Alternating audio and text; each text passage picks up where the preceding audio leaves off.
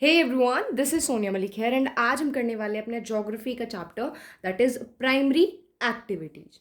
देखो, सबसे पहले हम बात करते हैं इकोनॉमिक एक्टिविटीज क्या होती है। यानी कि वो ह्यूमन एक्टिविटीज, यानी कि ह्यूमन कुछ भी काम कर रहा है बट उसमें अगर वो इनकम जनरेट कर रहा है, यानी कि ऐसा कोई भी काम जिसकी वजह से उसे पैसे मिल रहे हैं, वो एक इकोनॉमिक एक्टिविटी होती है। एक्टिविटी क्या होता है? सिंपल काम करना। इकोनॉमिक मतलब पैसे से जुड़ा हुआ, यानी कि कोई भी काम जिससे ह्यूमन को पैसे मिलते हैं वो एक इकोनॉमिक एक्टिविटी होती है। बट देखो, हम अपनी कंफर्ट के लिए उनको कई पार्ट्स में डिवाइड कर देते हैं। भाई ठीक है, ये पर्सन ये काम कर रहा है, जैसे देखो हम करते हैं, भाई डॉक्टर है क्या प्रोफेशन होगा, इंजीनियर है तो क्या प्रोफेशन होगा।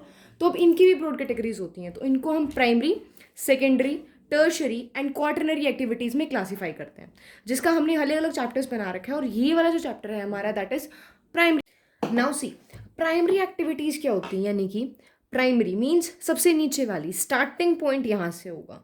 तो यानी कि वो एक्टिविटीज जो सीधे के सीधे मतलब डायरेक्टली किस पे डिपेंड करती हैं? एनवायरनमेंट पे, जो हमारे आसपास का जो वातावरण है उस पे डिपेंड करती हैं।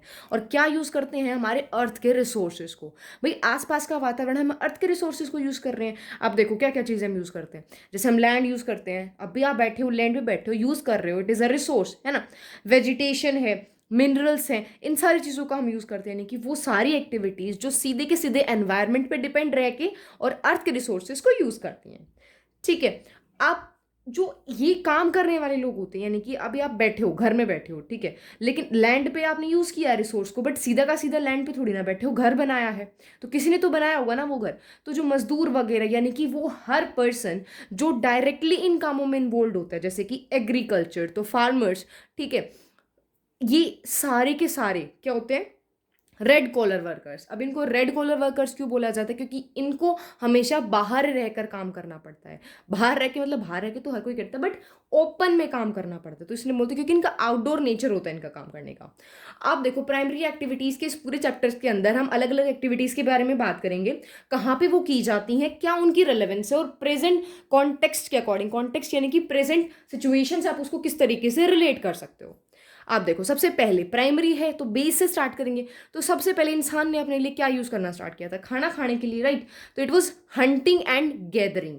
तो अब यहाँ पे हम बात करते हैं स्टार्टिंग के जो ह्यूमन अर्लीस्ट, सबसे पहले तो उन्होंने क्या किया था? जो उनका आसपास का एनवायरनमेंट था उस पर डिपेंड करते थे, यानी कि इमीडिएट एनवायरनमेंट। अब देखो, जैसे टूथब्रश है, ठीक है, हम टूथब्रश यूज़ करते हैं, हमने कहाँ से लिया है? मार्केट से। मार्केट वालों ने उनको फैक्ट्रीज वगैरह में बनाया, ठीक है, यूज़ हो गया। लेकिन पहले के टाइम पे क्या होता था? टूथब्रश आपको अगर यूज़ करनी है तो सिंपल नीम की टहनी तोड़ी, उसकी दातुन बना ली। तो क्या था? जो आसपास एनवायरनमेंट था उसी से अपना सस्टेनेंस किया, यानी कि अपने इमीडिएट एनवायरनमेंट को यूज़ करके अपना गुजारा किया, ठीक है। तो वो दो तरीके से डिपेंड करता था, प्लांट्स और एनिमल्स। यानी कि प्लांट्स की, जैसे मैंने बताया, टूथब्रश है, और अगर आपको जैसे फ्यूल की तरह यूज़ करना है लकड़ियों को, तो वो सारे प्लांट से वो चीज़ें गैदर की जाती थी। गैदर मीन्स इकट्ठा करना, है ना। और एनिमल्स जो वाइल्ड एनिमल्स होते थे, क्योंकि वाइल्ड ही होते थे उस टाइम पे, हर चीज़ वाइल्ड थी क्योंकि पूरे फॉरेस्ट एरिया था, तो उनको हंट करना होता था। हंट क्या होता है? किसी को एक को लोकेट करके उसे मार के अपने लिए यूज़ में लाना।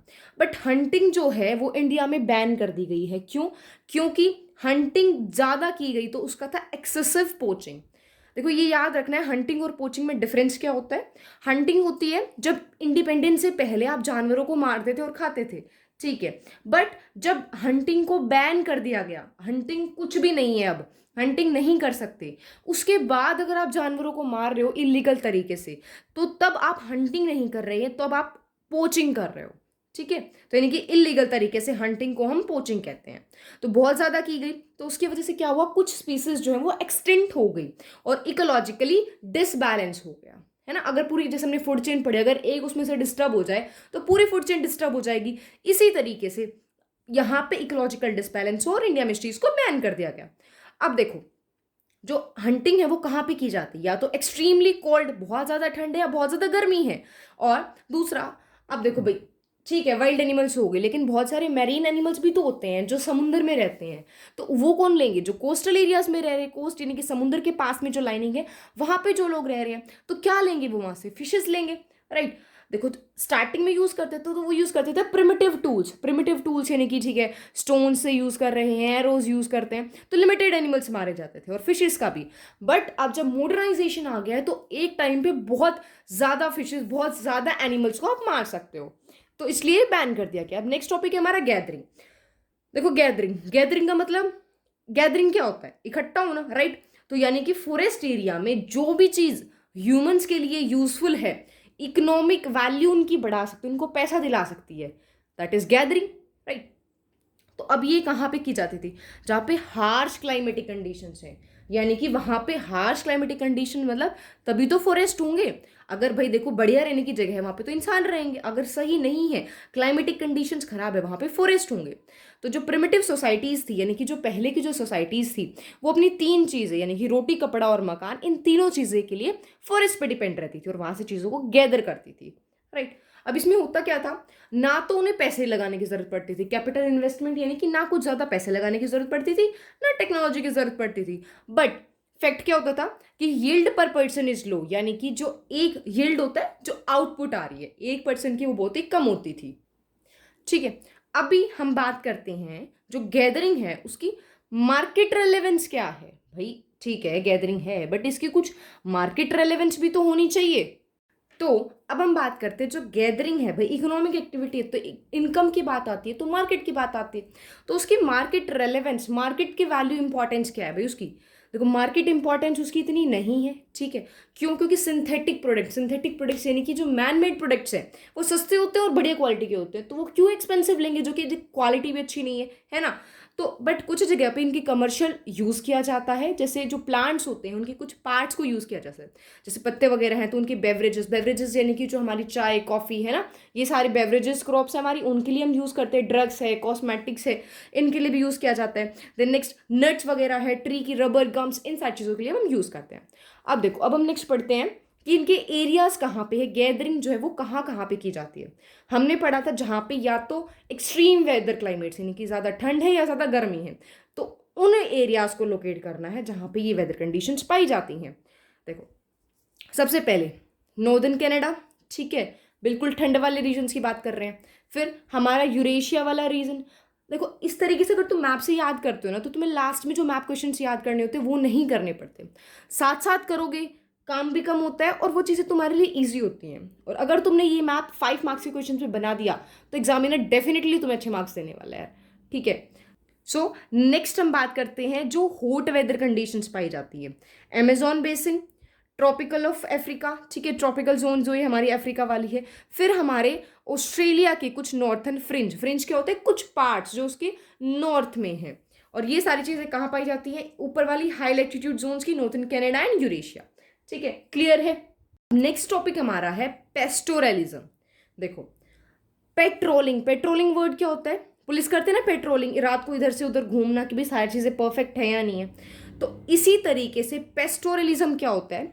एक एनिमल हस्बेंड्री का तरीका होता है, यानी कि एनिमल्स को पालने का एक तरीका होता है जहां पर डोमेस्टिकेटेड एनिमल्स, जिनको हम क्या बोलते हैं, लाइव स्टॉक, स्टॉक क्या होता है, हमारे लिए यूजफुल चीज़ें, तो वो भी एक यूजफुल है।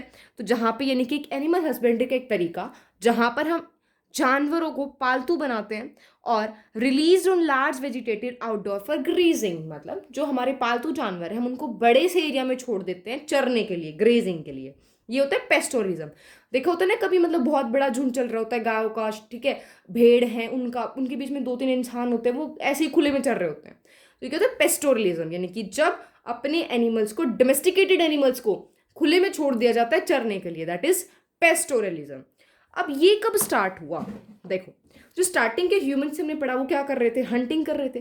बट फिर उन्हें एहसास हुआ नहीं भाई ऐसे तो बात नहीं बनने वाली, क्योंकि अगर हम हंटिंग करते रहे तो ये तो अनसस्टेनेबल है।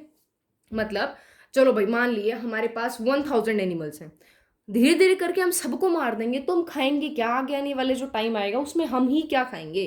तो उन्होंने क्या करना स्टार्ट किया, एनिमल्स को डोमेस्टिकेट करना स्टार्ट किया कि हम उनको मारेंगे नहीं, उनका और किस तरीके से हम यूज़ कर सकते हैं, जैसे कैटल, उनके दूध को हम यूज़ कर सकते हैं, फिर उनसे फर्दर चीज़ें बना सकते हैं, है ना। तो इसी तरीके से अब हमारी 2 टाइप्स की पेस्टोरलिज्म होती है। पहली आती है नोमैडिक हर्डिंग, यानी कि इसको मानेंगे हम लोकल तरीके की, and it is commercial live stock rearing. Nomadic herding मतलब नोमैड्स जो हमारे घूमने वाले होते हैं, बंजर जो जिसे हम कहते हैं ना कि बंजारे, तो जो एक जगह से दूसरी जगह घूमते रहते हैं एनिमल्स के साथ। और कमर्शियल लाइव स्टॉक रियरिंग यानी कि होगा तो यही जहाँ पे डोमेस्टिकेटेड एनिमल्स को बड़ी बड़ी जगहों पे छोड़ा जाएगा, बट वो कमर्शियल के लिए है, ठीक है। रियरिंग पालना, लाइव स्टॉक क्या है हमने पढ़ा था अभी, that was animals, domesticated animals को हम लाइव स्टॉक बोलते हैं। अब हम बात करते हैं नोमैडिक हर्डिंग की, यानी कि प्रिमिटिव सब्सिस्टेंस एक्टिविटी, पुराने टाइम की अपने गुजारे के लिए जो एक्टिविटी की जाती थी। इसमें क्या होता था, जो हमारे हर्ड्स यानी कि जो एनिमल्स होते थे उनको फूड, क्लोथिंग और शेल्टर के लिए यूज किया जाता था। और इसमें क्या करते थे, जो भी नोमैड्स होते थे प्लेस टू प्लेस मूव करते थे, ठीक है, किसके साथ, अपने कैटल के साथ। यानी कि जो कुछ लोग हैं वो अपने एनिमल्स के साथ जगह से एक जगह से दूसरी जगह मूव करेंगे, और इस प्रोसीजर को हम क्या कहते थे, ट्रांस ह्यूमेन्स। अब देखो ट्रांस ह्यूमेन्स जो प्रोसीजर है वो भी 2 टाइप्स का होता था भाई, ऊपर नीचे जा रहे हैं, साइड साइड में चले जा रहे हैं, यानी कि हॉरिजॉन्टली और वर्टिकली। वर्टिकली क्या होता था, यानी कि पहाड़ियों की चोटी पर जाना, ऊपर की तरफ चढ़ रहे हैं, राइट, तो वर्टिकली। अब वर्टिकली में क्या था, जो माउंटेन एलिवेशन, यानी कि जैसे बकड़वाल है, भूतिया है, गुजर, ये क्या है, कुछ नोमैड के नाम है, राइट। अब इसमें क्या होता था, अगर गर्मी है, ठीक है, गर्मी है तो क्या होगा, माउंटेन्स पे तो बर्फ नहीं गिर रही, तो लोग कहाँ जाएंगे, प्लेन्स एरिया से माउंटेन्स की तरफ। और अगर ठंड आ गई तो वापस आना स्टार्ट कर देंगे, माउंटेन्स टू प्लेन्स, राइट। अब इसके बाद, और हॉरिजॉन्टल क्या होता है, वास्ट एरियाज की, बस चले जा रहे हैं चले जा रहे हैं, राइट। कुछ रीजन्स की बात करते हैं। पहला कौन सा होगा, ट्रॉपिकल अफ्रीका, वहां पे क्या यूज किया जाता है, मतलब किस एनिमल को डोमेस्टिकेट करते हैं वो भी तुम्हें साथ में याद होना चाहिए, ठीक है। तो दैट इज कैटल, कैटल में हमारा क्या आ जाता है, गाय भैंस है, ठीक है।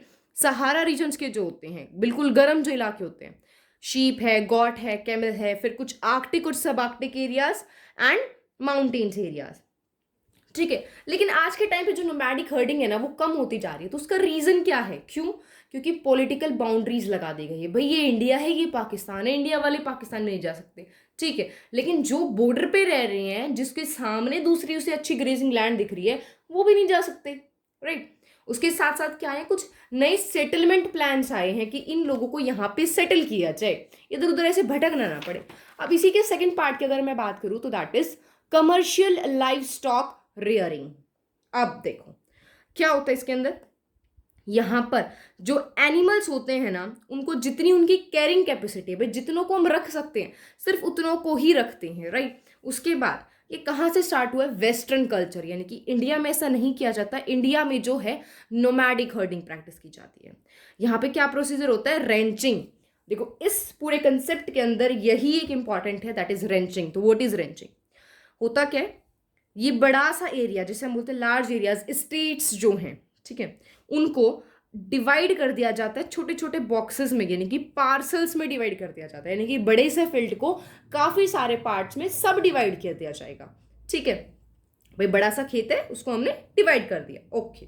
अब होगा क्या कि जो उनके पास एनिमल्स हैं वो कुछ टाइम के लिए इस एक पार्सल के अंदर अपना चर लेंगे, भाई ठीक है, खत्म। फिर सेकंड में, फिर थर्ड में, फिर fourth, fifth, six, seventh, eight, और जब तक वो यहाँ पे वापस आएंगे फर्स्ट वाले में, तो फर्स्ट वाले में दोबारा से घास उग चुकी होगी, यानी कि जो भी उनका फॉर्डर है वो दोबारा से उग चुका होगा, ठीक है। और यही प्रोसीजर होता है रेंचिंग, ठीक है, यानी कि बड़े से फील्ड को डिवाइड्स करना पार्ट्स में, और फिर एनिमल्स एक से दूसरे में ग्रेज करें, और जब वो फाइनली अपने पे आ जाए तब तक दोबारा फॉर्डर उग जाता है, ठीक है।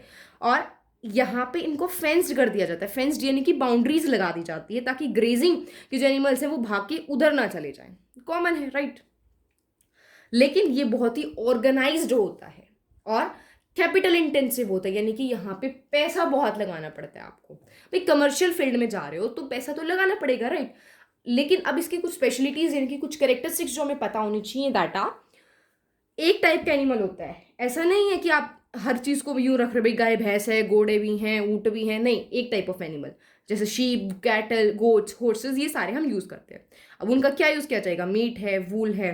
अब जो उनका हमने जो भी यूज किया है, जो भी हमने मीट या वूल निकाला उसको अच्छे से प्रोसेस करेंगे, यानी कि उसका प्रोसीजर से, यानी कि भाई एक शीप से अगर हमने वूल निकाली तो उसका पूरा प्रोसीजर प्रोसेस्ड भी, उसको पैक करेंगे और एक्सपोर्ट कर दिया जाता है, ठीक है। और कौन से एरियाज हमारे, न्यूजीलैंड, ऑस्ट्रेलिया, यूएस, इन सारे चीज़ों में हम इसका ध्यान रखते हैं। और एक जो हमने यहाँ पे अभी पेस्टोरल नोमैडिज्म पढ़ा था, उसके एरियाज भी आपको पता होने चाहिए, राइट। तो let us focus on it's areas, कि भाई उसके एरियाज कौन कौन से होते हैं।